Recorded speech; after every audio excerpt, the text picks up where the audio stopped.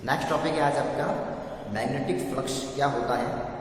पिछली क्लास के अंदर मैग्नेटिक फील्ड यानी चुंबकीय क्षेत्र के बारे में पढ़ा था। तो चुंबकीय क्षेत्र जो होता है किसी भी चुंबक या किसी भी चालक तार में जब विद्युत धारा प्रवाहित की जाती है तब उसके चारों ओर एक क्षेत्र उत्पन्न होता है जिसे चुंबकीय क्षेत्र कहते हैं यानी मैग्नेटिक फील्ड कहते हैं। ठीक है, अब यदि किसी मैग्नेटिक फील्ड के अंदर एक्चुअली अपने मैग्नेटिक फील्ड के बारे में पढ़ा था और अपने जो चुंबकीय बल रेखा है यानी कि जो मैग्नेटिक लाइन ऑफ फोर्स थी चुंबकीय बल, जिस तरह से विद्युत बल रेखाएं होती हैं उस तरह से चुंबकीय बल रेखाएं होती हैं। चुंबकीय बल रेखाएं जो होती है वो हमेशा उस चालक तार के चारों सेकेंडरी वृत्त के रूप में होती है। इस तरह से होती है, जैसे मान लीजिए चालक तार है, ठीक है, इसके चारों जो चुंबकीय बल रेखाएं जो इस तरह से होती है, इस तरह से, ठीक है, यानी कि आपका एक सीधा ये मान लो कंडक्टर वायर है, इसके अंदर जैसे विद्युत धारा प्रवाहित होगी तो इसके चारों ओर क्या होगा एक चुंबकीय क्षेत्र। चुंबकीय क्षेत्र की जो चुंबकीय बल रेखाएं जो होगी वो इस तरह से सर्कुलर फॉर्म में होती है आसपास इस तरह से। ठीक है, तो अपन क्या बात कर रहे हैं कि चुंबकीय फ्लक्स क्या होता है। तो एक्चुअली जैसे कि कोई भी आपका एक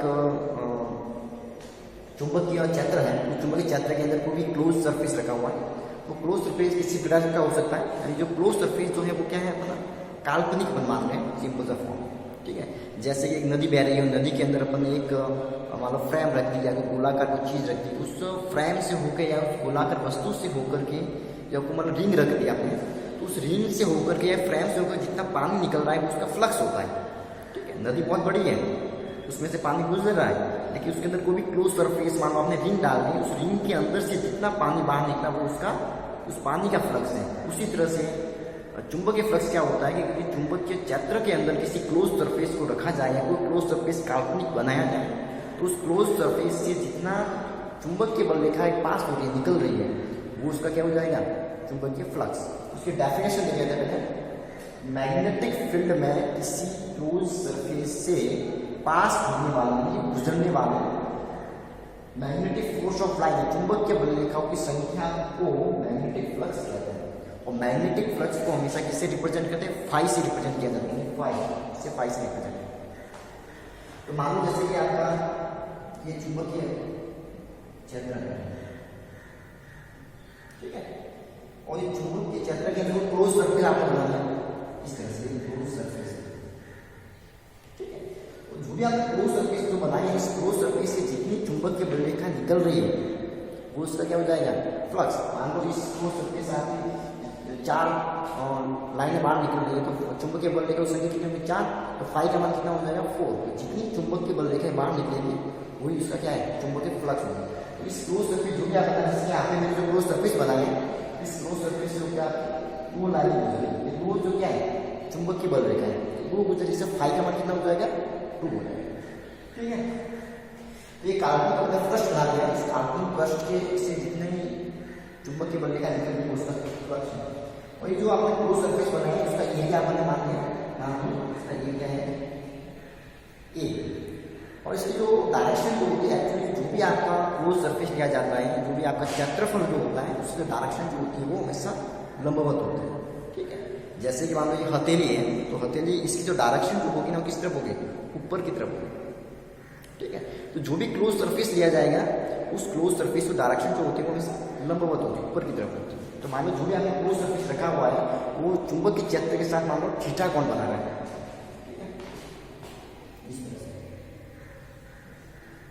और चुंबकीय क्षेत्र आपका इस तरफ इनके पीछे जो आएगा वो थीटा है।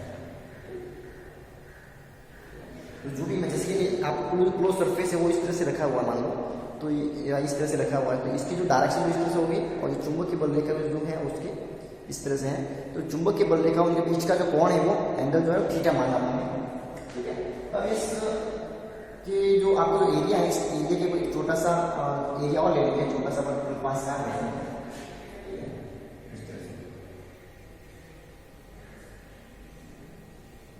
और इसका जो अपन ने एरिया मान लिया जो क्लोज सरफेस लिया है उस क्लोज सरफेस के ऊपर एक छोटा सा एरिया अपन ने ले लिया डी ए। तो पहले अपन क्या करेंगे, डी ए से जो आपका जो एरिया है डी ए, इस डी ए से जो पास होने वाला जो फ्लक्स है चुंबकीय रेखाओं की संख्या है वो निकाल लेंगे, फिर जो टोटल फ्लक्स जो है वो अपन निकाल सकते हैं।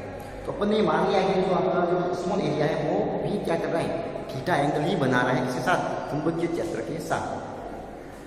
तो इस अल्पांश dA से पास होने वाला फ्लक्स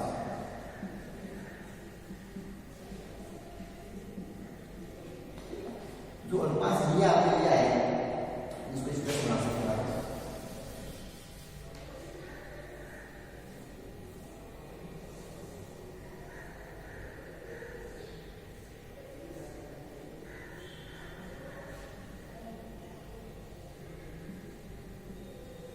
ठीक है, जो इसके ऊपर छोटा सा अनुपात अपने काटा है क्लोज सरफेस के ऊपर, उस क्लोज सरफेस जो है आपका उसका एरिया पर मैंने डीए और डी और बी वैक्टर के बीच से एंगल मान लिया थीटा है।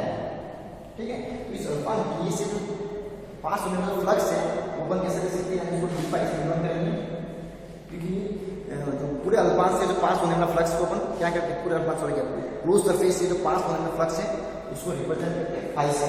जो छोटा सा जो एरिया लिया है उससे जो पास होने वाले चुंबक के बनने का संख्या या फ्लक्स होगा उसे डी फाई से रिप्रेजेंट करेंगे, छोटा सा मान होगा उसका। तो डी फाई इक्वल हो जाएगा आपके पास बी वेक्टर डॉट ये वेक्टर।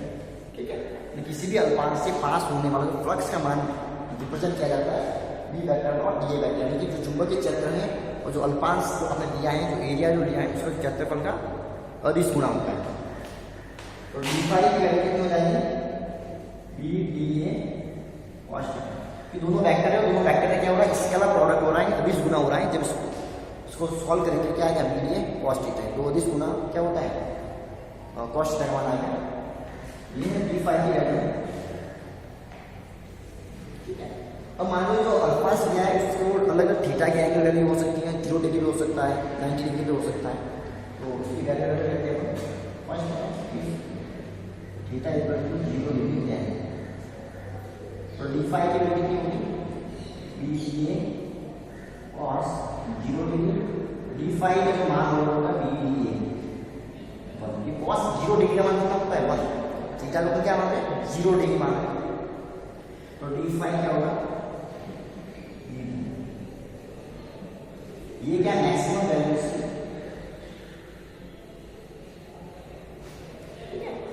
यानी कि आपका जो जैसे कि चुंबकीय क्षेत्र की मान लो चुंबकीय क्षेत्र की डायरेक्शन भी इस तरफ है और जो आपने चुंबकीय क्षेत्र इस तरफ डायरेक्शन है, आपने जो एरिया लिया वो इस तरफ है। तो ये आपका जो मान लो क्लोज सरफेस है, तो इससे जो पास होने वाला फ्लक्स क्या होगा, मैक्सिमम होगा, इस तरह से रखा जाएगा।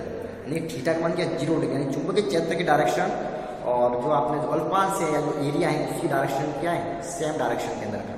तो दोनों सेम डायरेक्शन में होगा, थीटा का मान कितना होगा 0 डिग्री होगा। इस कंडीशन में उससे पास होने वाला फ्लक्स क्या होगा, अधिक होगा। लेकिन मैं अगर इस तरह से रख लूँ अगर उस एरिया को, चुंबकीय क्षेत्र की डायरेक्शन तो इसी तरफ है, लेकिन मैंने उस एरिया को ऐसे रख दिया, मान लो आप सोचो जो रिंग है कोई भी फ्रेम है उसको मैंने ऐसे रख दिया, तो अब उसकी डायरेक्शन इस तरफ हो जाएगी और चुंबकीय क्षेत्र की डायरेक्शन इस तरफ है। ठीक है, तो दोनों के बीच का जो एंगल हो गया 90 डिग्री है। तो इस कंडीशन में इससे जो पास होने वाला फ्लक्स क्या होगा, 0 होगा, क्योंकि आपने पूरी फ्रेम या कोई रिंग ऐसे रखी हुई है तो उससे कोई फ्लक्स पास नहीं होगा, क्योंकि तो ऐसा होगा ना तो इसमें से पास होगा। अगर आपने ऐसे रख दिया तो उसमें से आपका फ्लक्स या कोई भी चुंबकीय बल का सिंपल फॉर्म जैसे पानी है वो भी आप इसमें से पास नहीं हो सकता, नहीं निकल सकता। ठीक है, अगर आप सेकंड कंडीशन लगाएंगे theta equal to 90 degree then D phi equal to B D A cos 90 और कॉस 90 की वैल्यू कितनी 0, डी फाई इक्वल टू हो जाएगा B D A 0 and D phi equal to हो जाएगा 0। ये आपकी मिनिमम वैल्यू। इस कंडीशन में जो निकलने वाला फ्लक्स होगा क्या होगा, 0 होगा। ठीक है, अब ये तो आपने अल्पांश से यानी गुजरने वाला फ्लक्स है, टोटल फ्लक्स का मान निकालना है, तो क्या करेंगे अपन। ठीक है, ये टोटल फ्लक्स अगर आपको निकालना है, फाई निकालना है, क्या करना है, इस इक्वेशन फर्स्ट में इंटीग्रेशन करेंगे। ठीक है, तो अब ये बताइए इंटीग्रेशन करेंगे।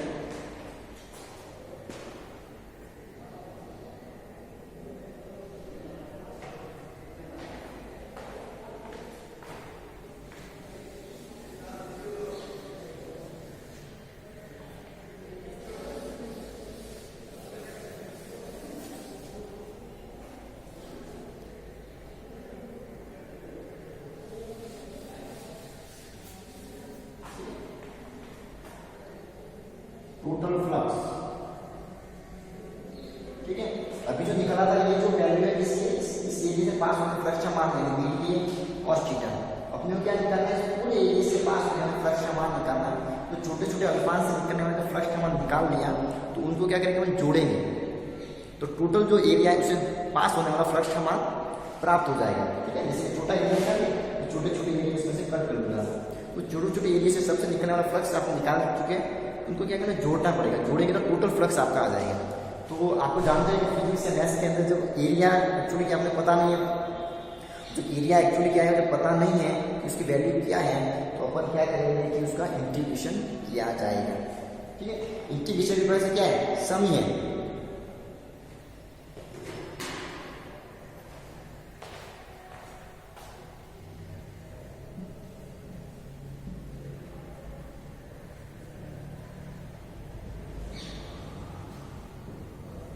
ठीक है, समाकलन करने का फर्स्ट क्या हो जाएगा, integration D phi equal to D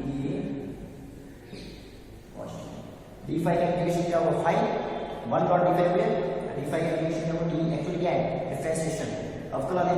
जब अवकलन का समाकलन होना पड़ जाएगा आपको, तो इसकी वजह क्या है, फाई या B D A cos theta. तो टोटल फ्लक्स का मान क्या होगा, B D A cos theta. छोटे से अल्पांश के लिए उसकी वैल्यू ज्ञात कर लीजिए, फिर उसका इंटीग्रेशन कर लीजिए, टोटल फ्लक्स का मान जो आप फाइंड आउट कर सकते हैं।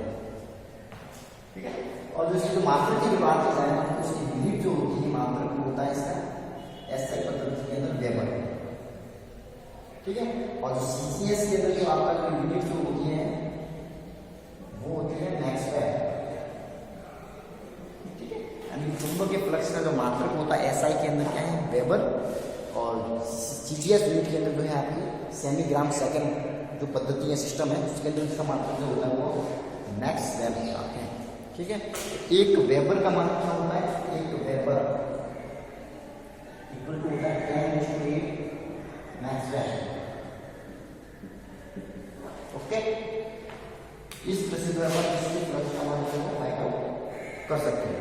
ये आपका मैग्नेटिक फ्लक्स था। दो चीजें आपकी पढ़ चुके हैं इसके अंदर, एक तो मैग्नेटिक फील्ड क्या होता है और मैग्नेटिक फ्लक्स क्या होता है।